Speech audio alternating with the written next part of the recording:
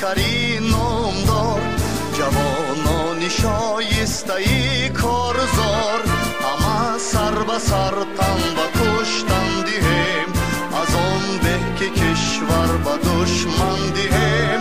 همه سر به سر تن و کشتن دهیم، از آن به که کشور به دشمن دهیم. پراکن لشکر نهاید بکار، پراکن لشکر نهاید بکار، 200 مرد جنگی به از 100,000، 200 مرد جنگی به از 100,000.